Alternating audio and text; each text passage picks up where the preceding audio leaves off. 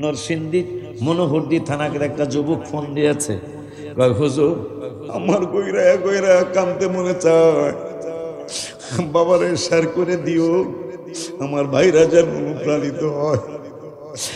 নরসিংদী জেলা মনোহরদী থানা, গ্রামের নামটা আমি জানতে পারি নাই। একটা হিন্দু ছেলে 3 দিন আগে আমি ভাত খাইতেছিলাম দুপুরে, আমাকে ফোন দিয়ে কাঁদতেছে। আমি কই তুমি কে, কান্দো কেন? কই আমি একজন হিন্দু মানুষ। 3 দিন আগের কথা। আমি কই তুমি কান্দো কেন? আমি তো হিন্দু মানুষ, আমি মন্দিরে যাই, আমি আমাদের পূজা মণ্ডপে যাই, জীবনে কোনো দিন আমি ওয়াজ শুনি নাই।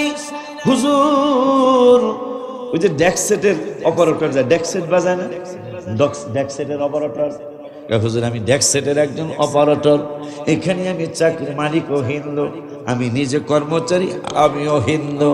হুজুর আজকে 3 দিন আগে, কয় এই গত 3 দিন আগে ওই আমি ডেকসেট বাজাই, তো এই ডেকসেটের কারবারই আমার মাঝ খালি শুনি কোন জায়গায় কোন ডেকসেট কেমনে কি সেটিং করছে।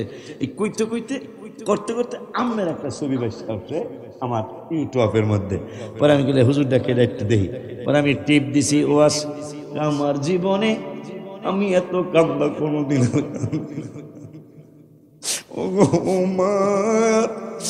নবী গো তুমি প্রেম শিখায়া কোথায় লোক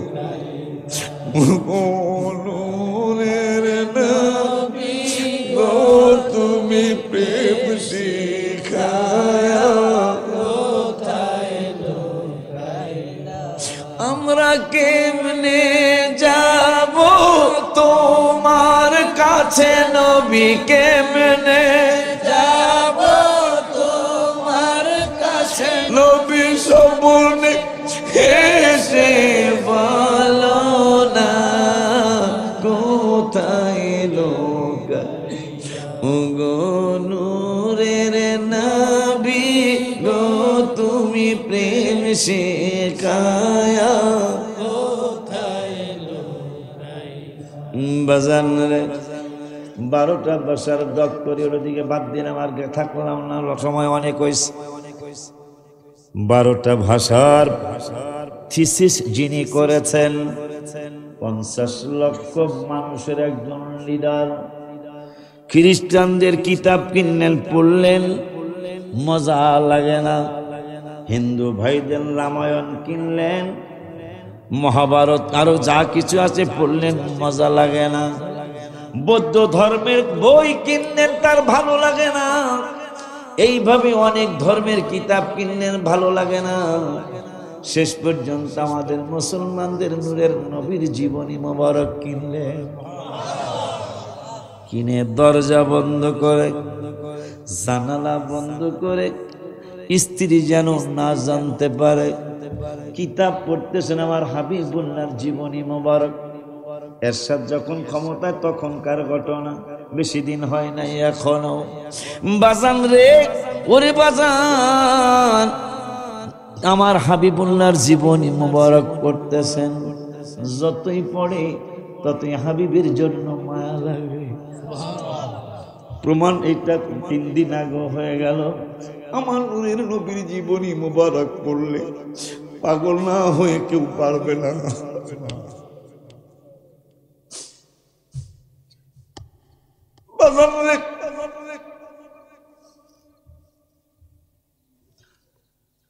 ডাক্তার শিব শক্তি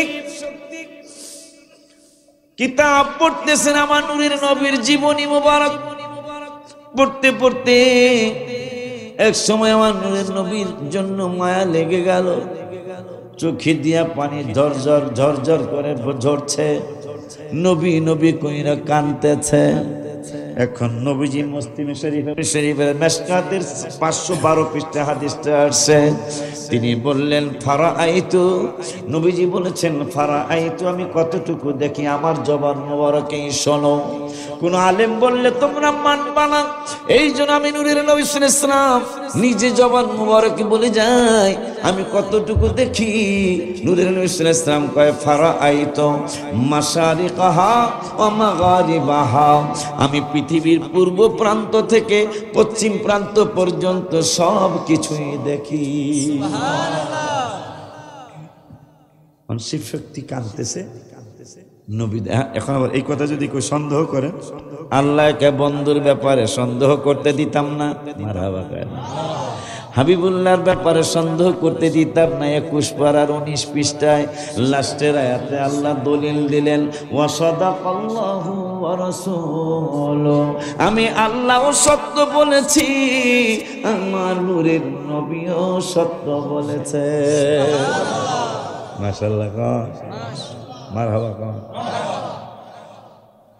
কাজ যদি হুজুর হাদিস যাতে কেউ সন্দেহ করতে না পারে, এই জন্য আল্লাহ দলিল দিয়ে দিলেন।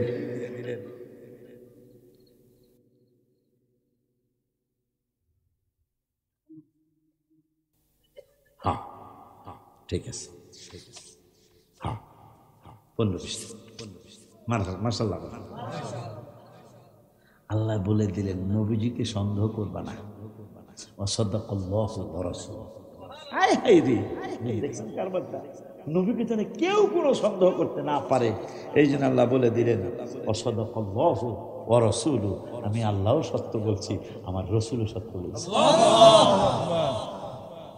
নবীজি বললেন আমি পূর্ব প্রান্ত থেকে পশ্চিম প্রান্ত পর্যন্ত সবই দেখি। তা পাগলা কানতেছে, নবী দেখতেছে। মারহাবা। কানতে কানতে বাচ্চারাও দেখবেন অনেক থামাইতে চাইছেন, ও শুনে শুনে শুনে শুনে পু পু কত কথা কথা হয় না, কিন্তু খালি কান দিক, শেষ পর্যন্ত কান থেকে ঘুমায় গেছে। এই ডক্টর শিব শক্তি নবী নবী নবী নবী করে কানতে কানতে পাগলায় ঘুমিয়ে পড়লেন।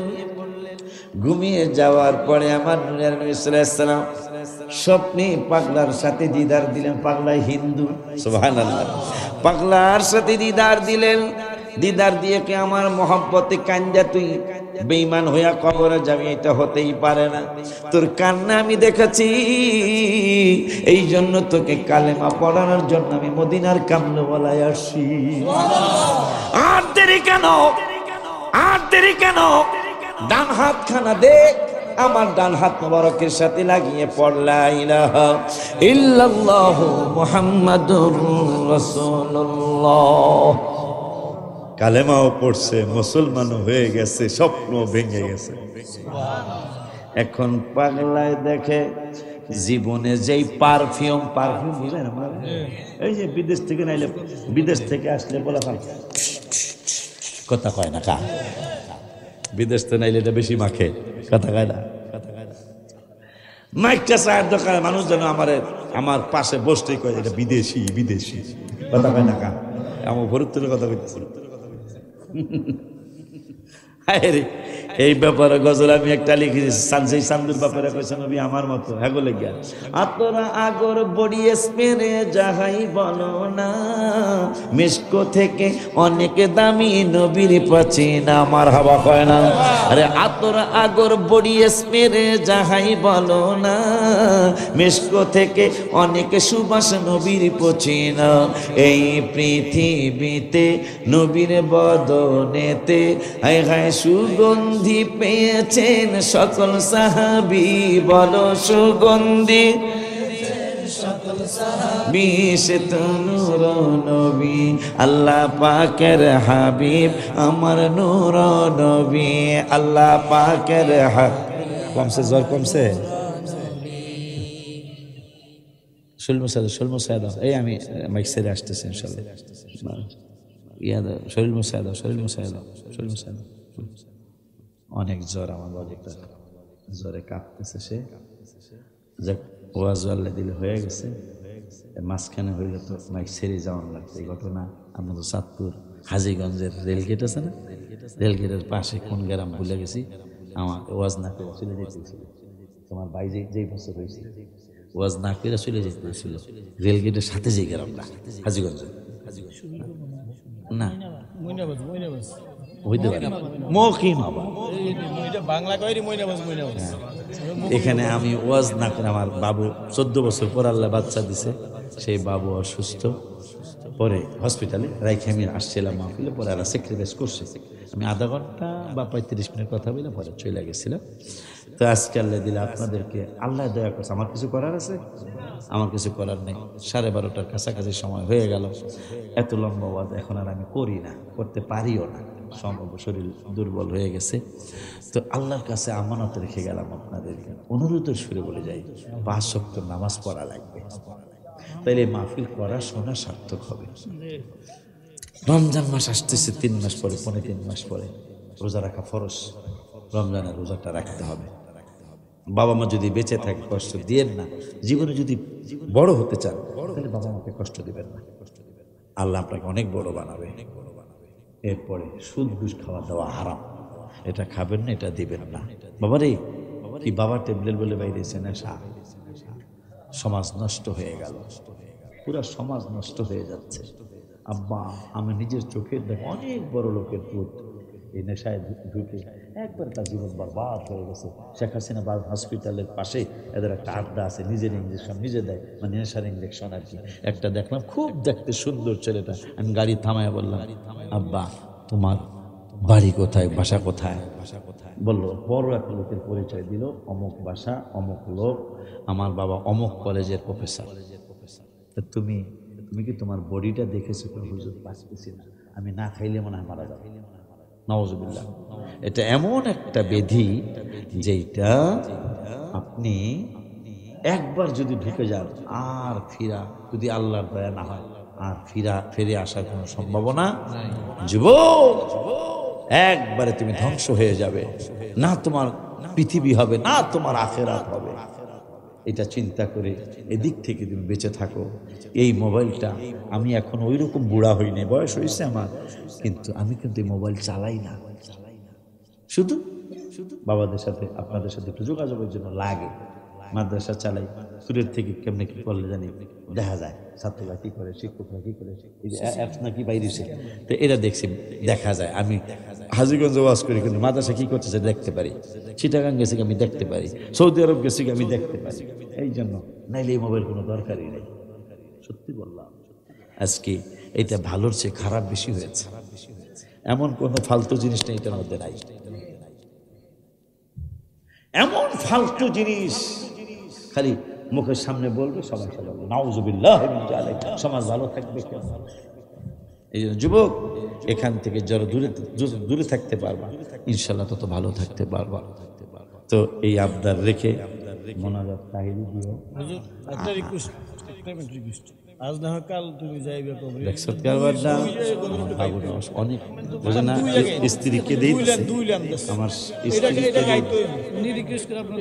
আজ না হয় কাল তুমি যাইবা কবরে, আজ না হয় কাল তুমি যাইবা কবরে, যাওয়ার সময় দেখবে চেয়ে তোমার সবই রইল পড়ে, যাওয়ার সময় দেখবে চেয়ে ও দাদা গেল, নানা গেল, কেউ এলো না ফিরে, তোমার রোজাইতে হবে গো ও বাবা অন্ধকার কবরে, তোমার যাইতে গো বাজান। ঘর করলা, বাড়ি করলা, চলো গাড়ি গো, ঘর করলা, বাড়ি চলো গাড়ি গো, হঠাৎ আজরাইলের সামনে খাড়া গো, চলো অন্ধকার কবরে, হঠাৎ আজরাইলের সামনে খাড়া। ও আজ না হয় কাল তুমি যাইবা কবরে, আজ না হয় কাল তুমি যাইবা কবরে, যাওয়ার সময় দেখবে চেয়ে গো তোমার সবই রইল পড়ে, যাওয়ার সময় দেখবে চেয়ে